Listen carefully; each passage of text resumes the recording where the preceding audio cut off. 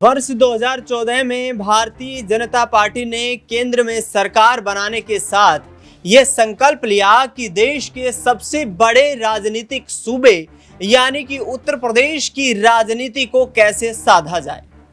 जी हां, करीब 3 साल के बाद 2017 में विधानसभा चुनाव का वक्त आता है। गोरखपुर से सांसद योगी आदित्यनाथ को भारतीय जनता पार्टी उत्तर प्रदेश में चीफ मिनिस्टर के चेहरे के रूप में प्रोजेक्ट करती हुई नजर आती है। लिहाजा उस वक्त समाजवादी पार्टी और अखिलेश यादव के खिलाफ प्रदेश भर में जबरदस्त एंटी इनकम्बेंसी देखने को मिल रही थी, लेकिन सरकार बनाने में बीजेपी कामयाब हो जाती है और 300 से अधिक सीटें जीतकर प्रचंड बहुमत के साथ उत्तर प्रदेश में भारतीय जनता पार्टी वापसी करती हुई नजर आती है। लेकिन 7 साल बीत जाने के बाद क्या भारतीय जनता पार्टी संगठन के सामने ये चुनौती आ खड़ी हुई है कि योगी आदित्यनाथ वो उपयुक्त चेहरा नहीं है जिसको आगामी वक्त में 2027 में यानी कि जब सरकार का 10 साल का कार्यकाल पूरा होगा उस दौरान मुख्यमंत्री के चेहरे के रूप में प्रोजेक्ट किया जाए। योगी आदित्यनाथ को क्या तीसरी बार बीजेपी हाईकमान मुख्यमंत्री चेहरा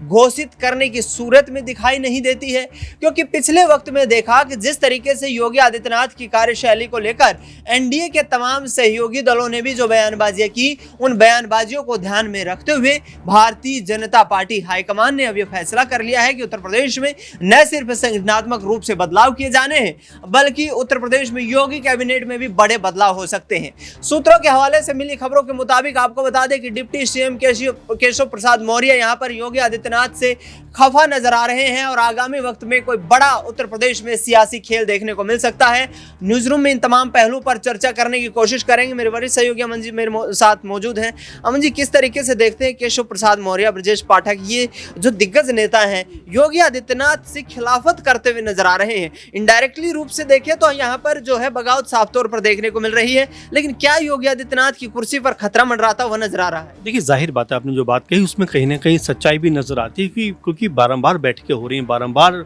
चर्चाएं हो रही हैं, लेकिन उन बैठकों से न सिर्फ केशव प्रसाद मौर्य अलग थलग दिखाई देते हैं बल्कि अब ब्रजेश पाठक भी इन बैठकों में नहीं जाने, जिससे आप साफ समझ सकते हैं कि कहीं ना कहीं योगी को घेरने का प्लान चल रहा है। और देखिए, आज योगी खुद दिल्ली पहुंच रहे हैं, इसके अलावा केशव प्रसाद मौर्य भी दिल्ली पहुंच रहे हैं, ब्रजेश पाठक भी दिल्ली पहुंच रहे हैं। तो आप समझ सकते हैं कि अंदर खाने में कुछ ऐसी चीजें हैं जो भले ही उभर के बाहर नहीं आ रही हूँ, लेकिन अंदर जरूर ऐसी खिचड़ी पक रही है जिसको लेकर बीजेपी के अंदर परेशानी है। और देखिए, सबसे बड़ी बात कि जब से बीजेपी ने उत्तर प्रदेश में कह सकते हैं कि आधे से ज्यादा सीटें गंवाई हैं, उसके बाद से लगातार जो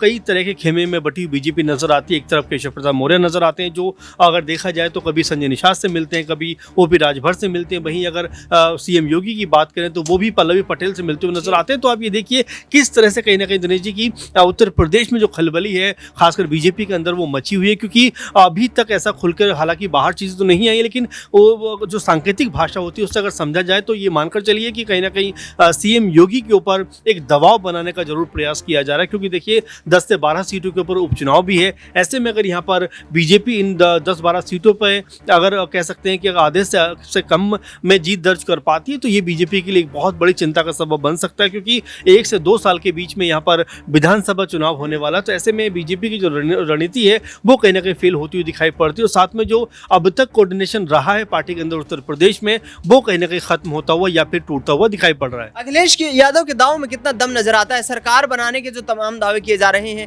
क्या यहाँ पर समाजवादी पार्टी सरकार बनाने की किसी पोजीशन में नजर आती है? देखिए, बिल्कुल। और देखिए दिनेश जी, ऐसा नहीं है कि हर बार बीजेपी ही दाव चलती हुई नजर आएगी। आप देखिए, मध्य प्रदेश में अच्छी खासी सरकार चल रही तो सिंधिया को अपनी तरफ मिलाया, सरकार तोड़ दी। अगर महाराष्ट्र में देखें तो वहां पर बीजेपी ने वही खेल किया, बिहार में वही खेल हुआ, कर्नाटक में वही खेल हुआ। तो क्या अखिलेश यादव भी इस खेल को कर सकते हैं? अब ये देखने वाली बात होने वाली है, क्योंकि लगातार ये बात हमें देखने को और सुनने को मिल रही है कि भाई मानसून ऑफर चल रहा है, जो सो लाएगा वो सरकार में शामिल हो जाएगा। तो हो सकता है आने वाले दिनों में कोई बड़ी उलटफेर या फिर ये कहा जाए कि कोई बड़ा यहाँ पर तिकड़म जो है वो अखिलेश यादव बढ़ाते हुए नजर आ सकते हैं। अगर ऐसा होता है तो बीजेपी के लिए फिर यहाँ पर उत्तर प्रदेश में राह को पाना आसान नहीं होगा, क्योंकि योगी एक बड़ा चेहरा है और यहाँ पर अगर योगी के खिलाफ अगर असंतोष उभरा है बीजेपी के अंदर तो ये बीजेपी के लिए बहुत बुरी खबर है। अंदर खाने में भले ही जो कह सकते हैं सामने भले ही वो इस बात को का इज़हार नहीं कर रहे हो, लेकिन अंदर खाने में आप कह सकते हैं कि बीजेपी के अंदर एक खलबली सी मची हुई है। बिल्कुल, बीजेपी संगठन यहाँ पर फेरबदल करने की कोशिशें भी कर रहा है। दूसरी तरफ अखिलेश यादव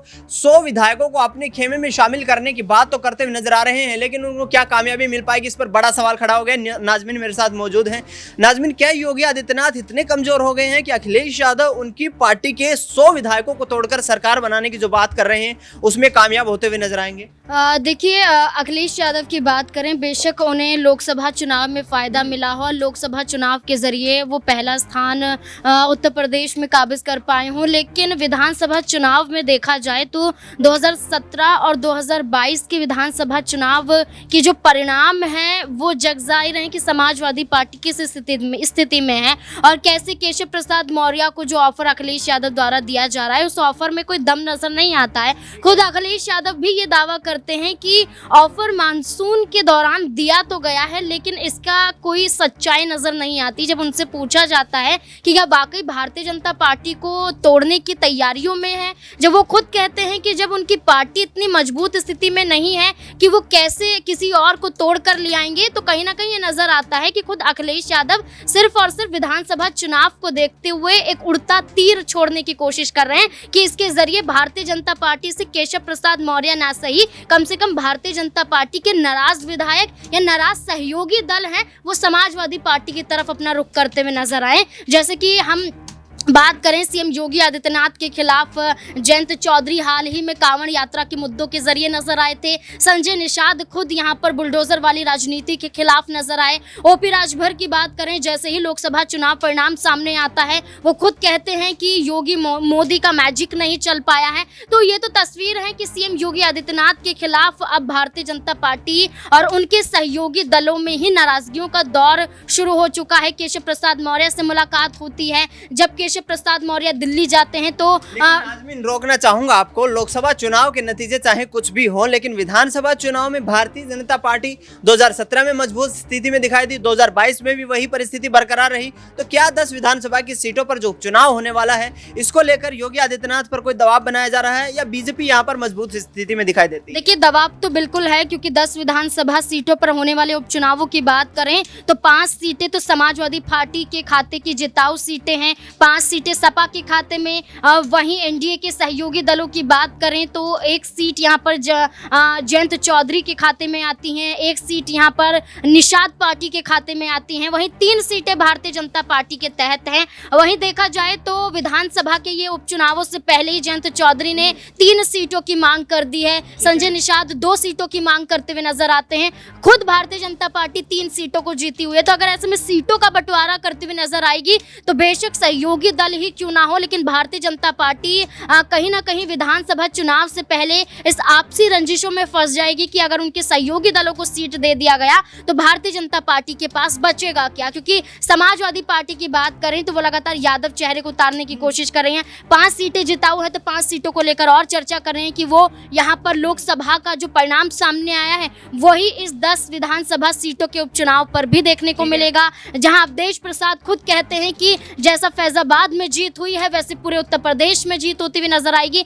और 10 विधानसभा सीटों पर भी होगी। तो जहां तक मुझे लगता है कि भारतीय जनता पार्टी में ये बढ़ती कलह और केशव प्रसाद मौर्य का अलग दिल्ली जाना, सीएम योगी आदित्यनाथ का अलग दिल्ली जाना, विधायकों की बैठक में उप मुख्यमंत्रियों का ना आना और वहीं संगठन को सरकार से बड़ा बता देना, तो भारतीय जनता पार्टी की स्थिति अब गुटबाजियों के चलते नजर आ रही है, अंतर्कलह बढ़ रही है और लोकसभा चुनाव का परिणाम ही है कि भारतीय जनता पार्टी की मुश्किलें अब ज्यादा खड़ी होती हुई नजर आ रही हैं। बिल्कुल, बीजेपी की मुश्किलें अब ज्यादा खड़ी होती हुई नजर आ रही हैं। एक तरफ उस आधार पर कि केशव प्रसाद मौर्य और ब्रजेश पाठक जैसे दिग्गज नेता यहां पर जो है अपनी तीखी बयानबाजी देते हुए नजर आ रहे हैं, भले ही संगठन को यहां पर मजबूत बताते हुए नजर आ रहे हैं। तो दूसरी तरफ बीजेपी हाईकमान के लिए चुनौती ये भी बनी हुई है कि आखिरकार भारतीय जनता पार्टी हाईकमान के पास उत्तर प्रदेश में आखिरकार वो कौन चेहरा है जो योगी आदित्यनाथ से मजबूत दिखाई दे। उत्तर प्रदेश में आखिरकार किसके नाम पर भारतीय जनता पार्टी चुनाव लड़ती हुई नजर आएगी, क्योंकि योगी आदित्यनाथ से यहां मजबूत चेहरा निकालना बीजेपी के लिए आगे आने वाले चुनाव में गले की फांस बन सकती है। लिहाजा कहीं ना कहीं योगी आदित्यनाथ को कमजोर करने के लिए उत्तर प्रदेश विधानसभा उपचुनाव से पहले तमाम तैयारियां की जा रही हैं और फिलहाल देखा जाए तो समाजवादी पार्टी नंबर गेम के आधार पर देखा जाए किसी भी आधार से यहां सरकार बनाने की सूरत में दिखाई नहीं देती है।